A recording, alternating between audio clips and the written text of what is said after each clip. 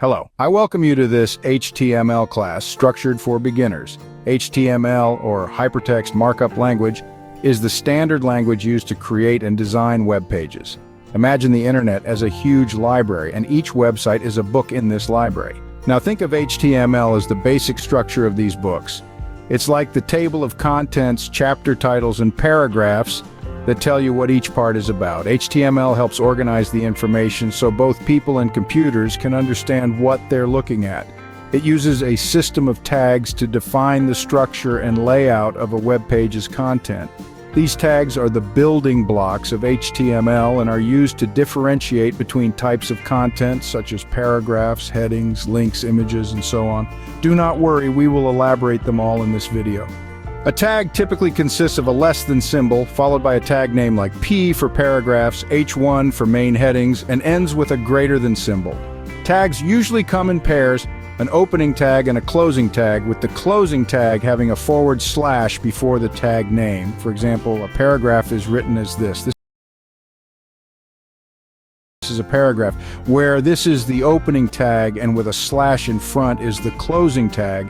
As for the opening and closing tags, they define the start and end of an element. The content goes between these tags. For instance, take a look at this.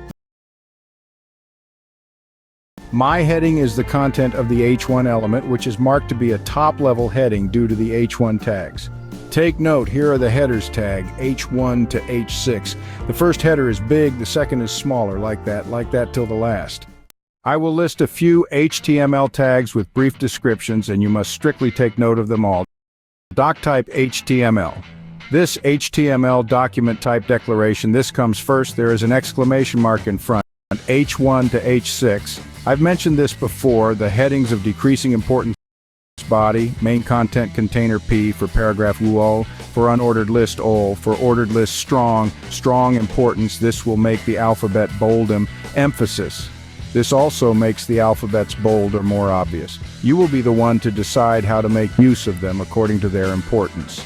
Form is for form container Q, is for inline quotation BE, bold text Y, italic text. We have many more tags which will get clearer to us as we move on. I want to believe you have taken note of everything I mentioned in this video. Please stay tuned for the practical application of these tags. Thanks for watching. Kindly subscribe to our platform.